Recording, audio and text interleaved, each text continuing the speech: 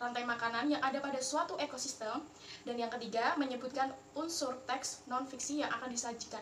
Sebelumnya, kalian tahu nggak sih apa itu ekosistem? Kalian tahu nggak apa itu ekosistem? Nah, saya akan menjelaskan apa itu ekosistem. Ekosistem merupakan bagian hidup dan tak hidup pada sebuah lingkungan, saling berinteraksi atau saling bergantung satu sama lain. Jadi, hewan satu dengan hewan yang lainnya itu saling ketergantungan satu sama lain. Interaksi antara makhluk hidup dan benda-benda tak hidup pada sebuah lingkungan disebut dengan ekosistem. Ekosistem tersusun atas individu, populasi, dan juga komunitas. Nah, selanjutnya, apa sih ekosistem? Nah, ekosistem, hari ini kita akan mempelajari tentang ekosistem.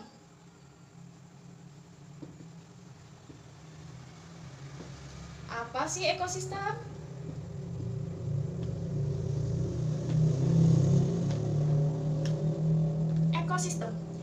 Ekosistem adalah penggabungan dari setiap unit biosistem yang melibatkan interaksi timbal balik antara organisme dan lingkungan fisik, sehingga aliran energi menuju kepada suatu struktur biotik tertentu dan terjadi sebuah siklus materi antara organisme dan juga anorganisme. Nah, organisme itu biasanya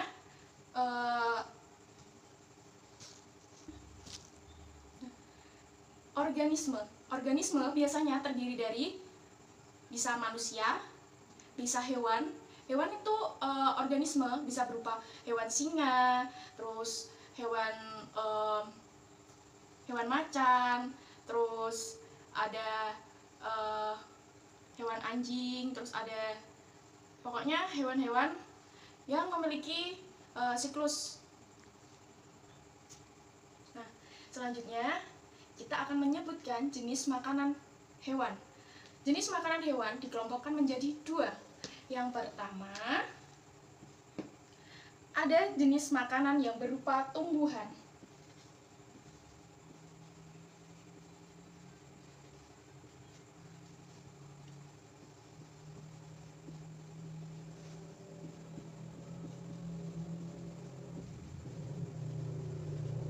Yang kedua, ada makanan yang berupa hewan.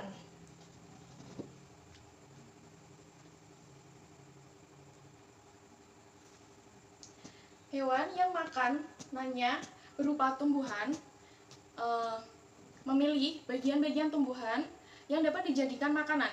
Ada hewan yang hanya memakan daun tumbuhan, ada pula hewan yang hanya memakan batang tumbuhan, ataupun ada hewan yang hanya memakan biji-biji tumbuhan. Nah, ada pula hewan yang hanya memakan buah. Namun, ada beberapa jenis hewan yang memakan lebih dari satu bagian tumbuhan tersebut. Nah, untuk lebih lanjutnya, mari simak PowerPoint berikut ini. Nah, mari kita simak PowerPoint berikut ini. Di sini ada jenis makanan hewan yang dikelompokkan menjadi dua bagian. Nah, yang pertama ada makanan yang berupa tumbuhan. Yang kedua, ada makanan yang berupa hewan lain. Selanjutnya, ada hewan yang suka memakan daun. Antara lain, ada hewan zebra, ada kambing, ada ulat. Selain itu, apa sih hewan yang memakan daun tumbuhan selain hewan yang saya sebutkan. Nah, biasanya ada hewan yang memakan daun, itu seperti sapi. Ada sapi, terus ada domba, terus ada kerbau, terus ada kuda, dan lain-lain. Selanjutnya, ada hewan yang memakan batang. Contohnya yaitu ada hewan sapi. Biasanya selain sapi suka memakan daun, tetapi ada juga sapi yang suka memakan batang tumbuhan. Selanjutnya, tunggu dulu. Selain ada sapi yang suka memakan batang tumbuhan, ada juga panda. Panda suka memakan batang pohon bambu. Nah, itu. Selanjutnya ada hewan yang suka memakan buah-buahan. Di sini ada burung, ada monyet, ada tupai, dan juga ada luwak. Selain itu, apa sih hewan apa yang suka memakan tumbuh-tumbuhan? Mari kita sebutkan. Yang pertama, ada kelelawar. Biasanya kelelawar suka memakan buah yang udah matang, seperti memakan buah jambu, buah mangga, ataupun buah pepaya. Terus selain itu ada ulat. Selain suka memakan daun, kadang ada ulat yang suka memakan buah-buahan yang udah mulai matang. Dan juga ada yang ulat kecil yang suka memakan buah yang udah mulai membusuk. Terus selain itu masih ada banyak hewan yang memakan buah-buahan. Selanjutnya ada hewan yang memakan biji-bijian. Nah, biji-bijian ini terdapat dari biji tumbuhan. Biasanya biji-bijian tersebut dimakan oleh burung. Kebanyakan burung yang memakan biji-bijian itu burung-burung kecil, seperti burung kenari.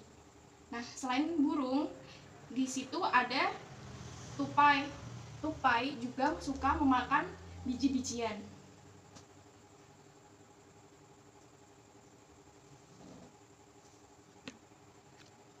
Baik, selanjutnya di sini saya akan menjelaskan tentang rantai makanan. Di sini ada yang tahu apa sih rantai makanan?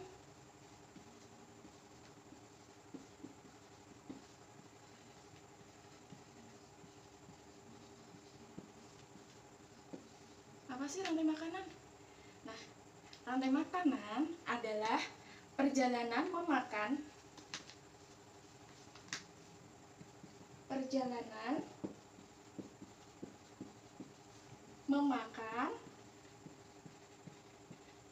dan dimakan dengan urutan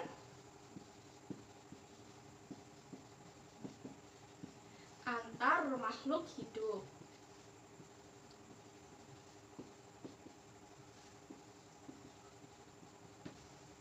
Nah, di sini ada pengertian dari rantai makanan. Proses rantai makanan, mari kita simak berikut ini. Di sini saya akan menjelaskan proses rantai makanan. Yang pertama ada produsen.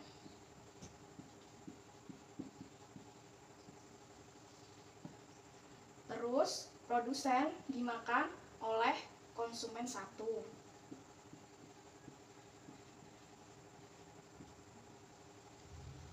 Konsumen satu dimakan oleh konsumen dua.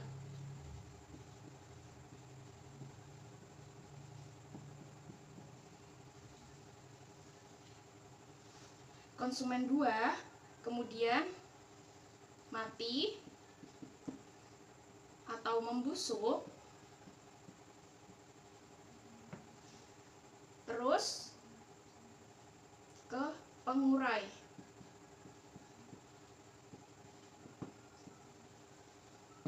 Pengurai ini sebagai pupuk bagi produsen.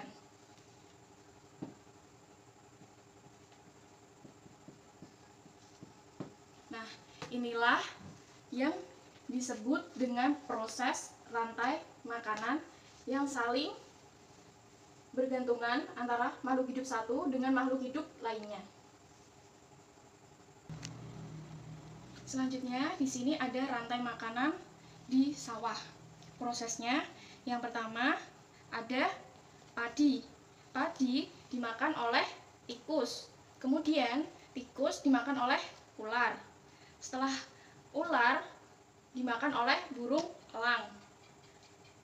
Kemudian, setelah beberapa waktu, burung elang itu akan mati dan membusuk.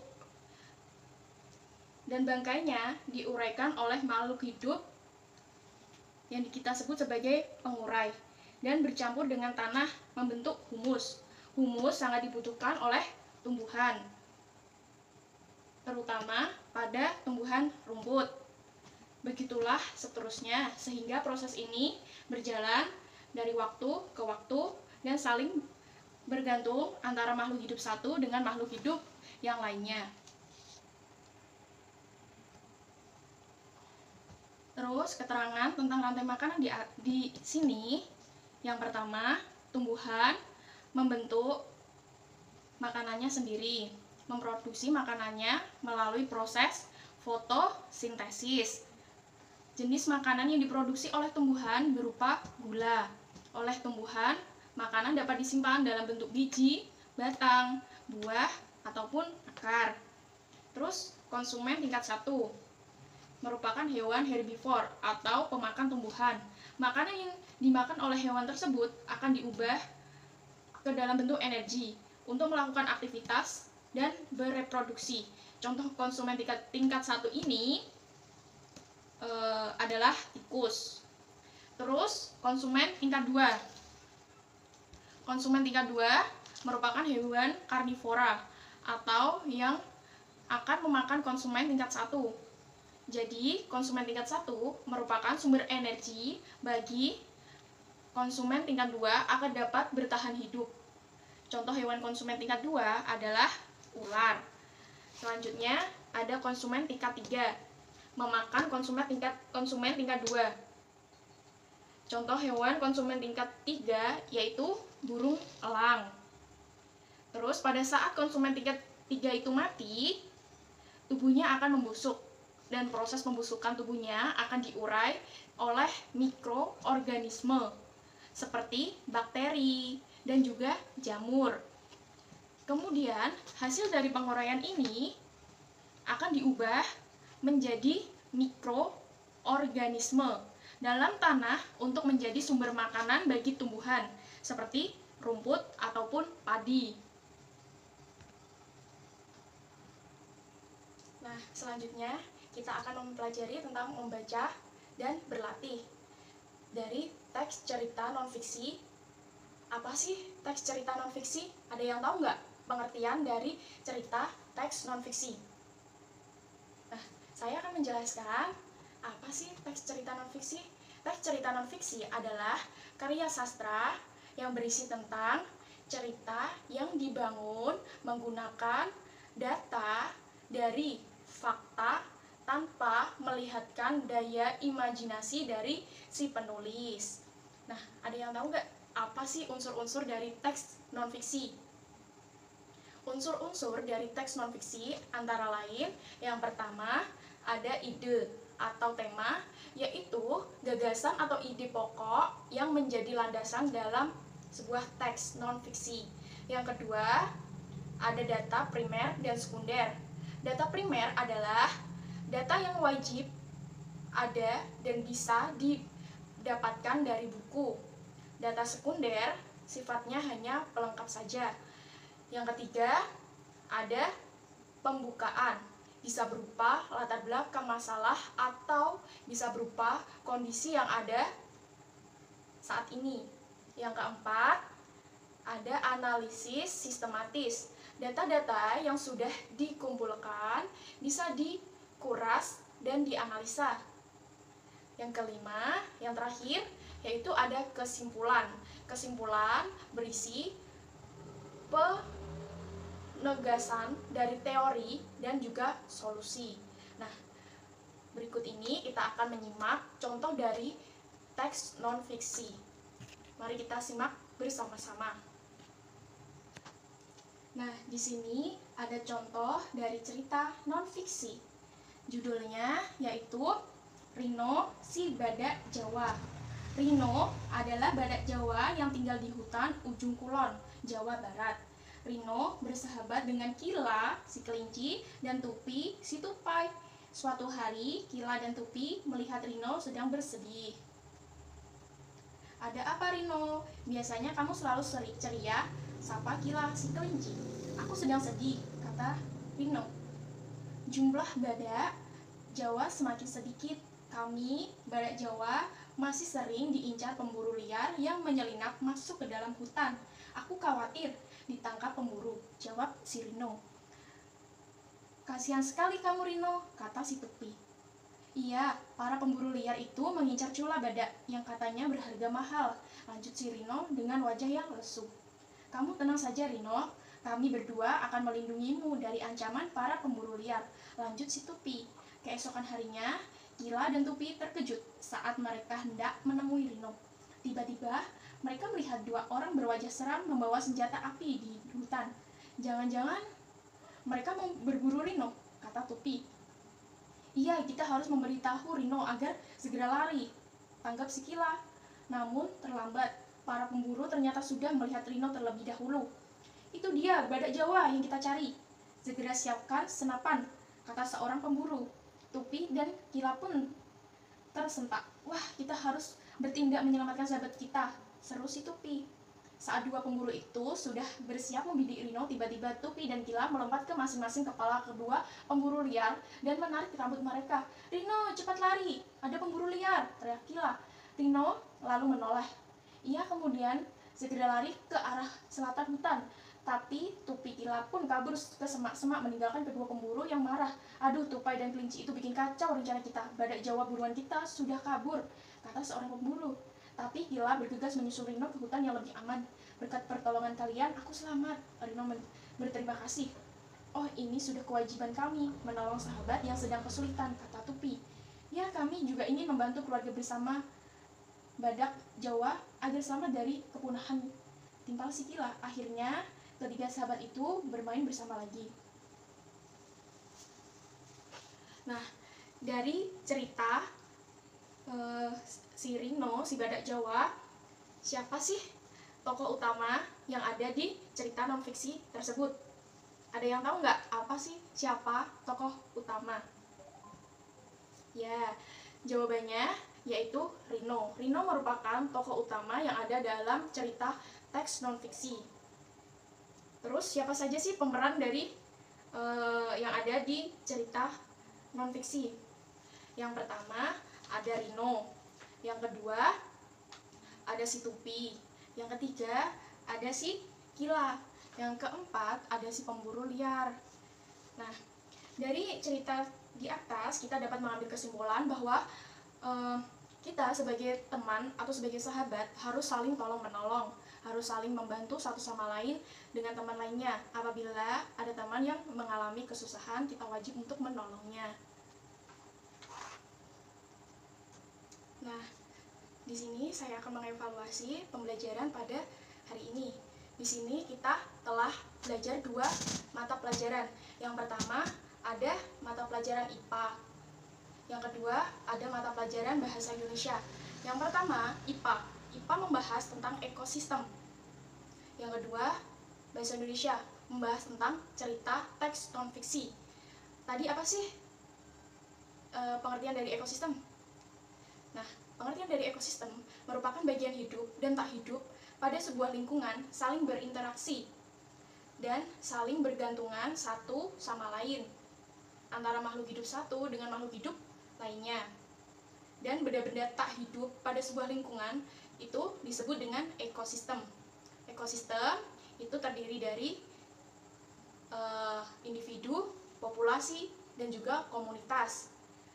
Nah, untuk tadi kan sudah mempelajari tentang ekosistem. Ekosistem yang terjadi di sawah. Tadi ada padi. Padi dimakan oleh tikus. Tikus dimakan oleh ular. Ular dimakan oleh elang. Elang akan mati dan elang tersebut akan membusuk dan dimakan oleh bakteri. Bakteri tersebut akan diuraikan. Nah, kalau elang tadi diuraikan, maka elang tersebut akan berubah menjadi humus. Humus sangat dibutuhkan oleh tanaman padi untuk sebagai proses fotosintesis. Nah, begitu pula siklus ekosistem yang terjadi pada rantai makanan yang ada di sawah. Nah, selanjutnya ada cerita teks non-fiksi. Tadi apa sih pengertian dari teks non-fiksi? Teks non-fiksi adalah karya sastra yang berisi cerita nyata yang dibangun menggunakan data dan fakta tanpa melibatkan daya imajinasi penulis. Dari teks cerita non-fiksi tersebut tanpa adanya cerita rekayasa. Nah, unsur teks non-fiksi tadi ada apa aja? Yang pertama, ada ide atau tema. Yang kedua, ada data primer atau data sekunder. Yang ketiga, ada pembukaan. Bisa berupa latar belakang. Yang keempat, ada analisis sistematis. Yang kelima, ada kesimpulan. Nah, sekian pemaparan materi dari saya. Kurang lebihnya mohon maaf. Sekian dari saya. Wassalamualaikum warahmatullahi wabarakatuh. Dadah, sampai jumpa.